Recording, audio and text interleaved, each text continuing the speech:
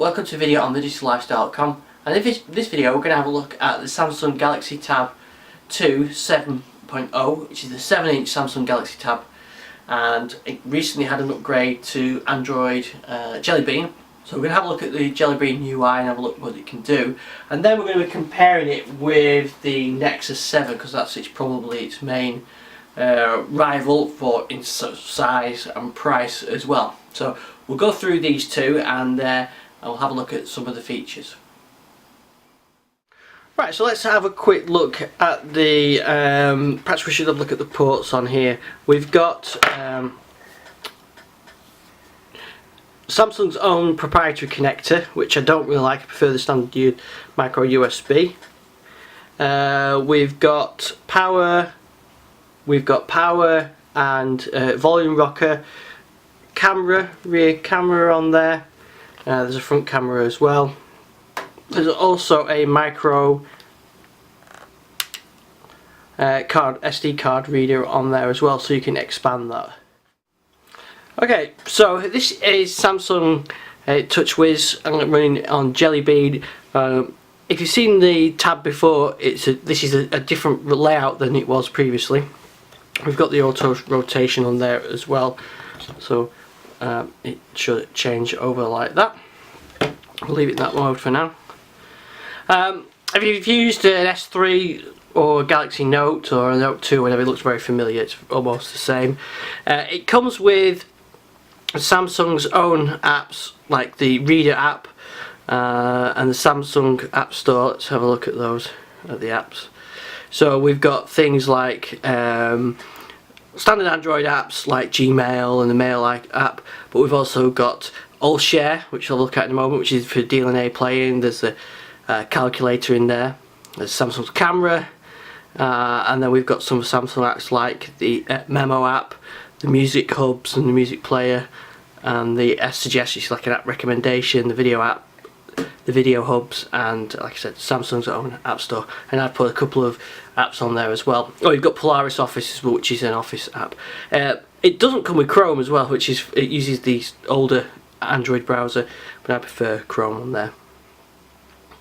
So this is Samsung All Share. This is something that the something like the Nexus doesn't have, and the idea of this is you can share content between devices. So you could pick content from a DNA server, like your media center machine or a NAS server or whatever, and play it through here, or you can send it from here to your TV or another device.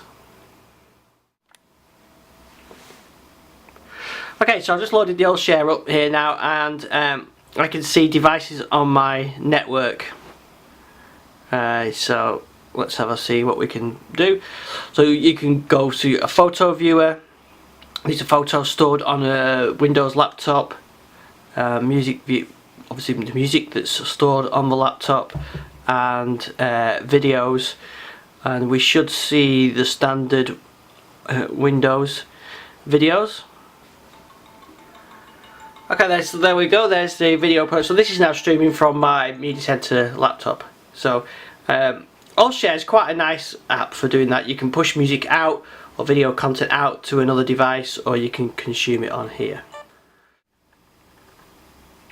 We've got Samsung's App Store on here, so you can, as well as purchasing apps with Google Play, you can go and purchase them from Samsung if you want, which makes sense. Perhaps if you've got all Samsung devices, not so good if you've got a mix of devices. They've got like the hubs in there, like this is the video hub, and you can rent movies on there. We've got all the widgets as well, and Samsung supply some of those. Some of the standard Android ones and some of the Samsung ones.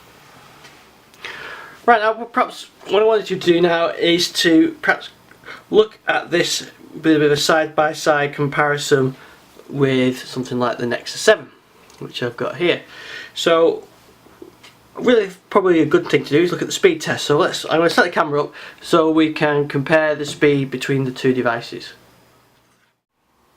Right, so I've got the two tablets here. As you can see, really, they're both quite quick to navigate around. But let's have a look at browsing. So what I'm going to do is use the Chrome browser, because I've got that on both of these devices. Okay, so here we have Nexus 7, Chrome browser, and the Galaxy. So let's I'm going to try loading a page, and let's see how the performance of the two browsers are.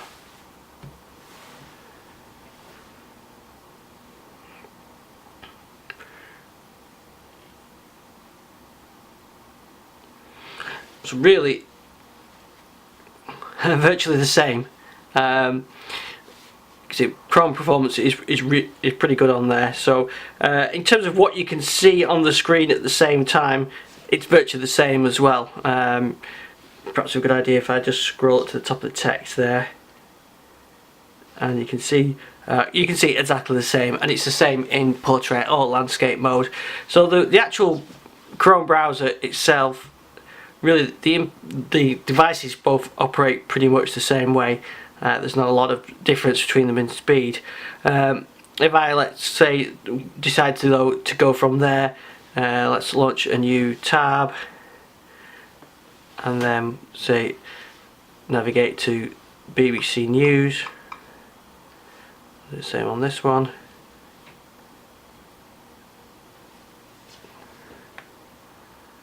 You can see again, very little difference in terms of speed between the two. Now this runs at 1280 by 800, this runs at 1024 by I think it's 768 or 1024 by 600. So the Nexus 7 is a higher resolution screen, and really probably through this video it's very hard to see any difference between the two. Both are pretty clear and pretty clean. I've turned the brightness up on the Nexus. I normally have it a bit further down, to be honest. But this is a slightly bluer, this is a slightly yellower screen, but really there's not too much in them. So in terms of screen and performance, there's not a lot in them really. You know, I can hit home on there, hit home on here, and perhaps this is the Nexus there is a little bit slower to refresh. I've noticed that a few times on Nexus 7, but you know, navigating between the screens is just about the same. So other differences, the Nexus has got no rear camera, which the Samsung does, and there's no SD card. Like I said, you have got that slightly faster screen. There's NFC on the Nexus, and of course there's stock Android as well. And I must admit, I do prefer the stock Android experience than I do the Samsung, but it's not as sort of there's not as much in it as there used to be. Perhaps that's the best way of describing it. Both are nice and clean now, and I think this is I really like the Nexus 7, but I also like this. In terms of thickness, there's not much in them either. The weight, the Tab 2 is probably slightly heavier. I do like the plastic, sort of soft plastic back here on the Nexus 7.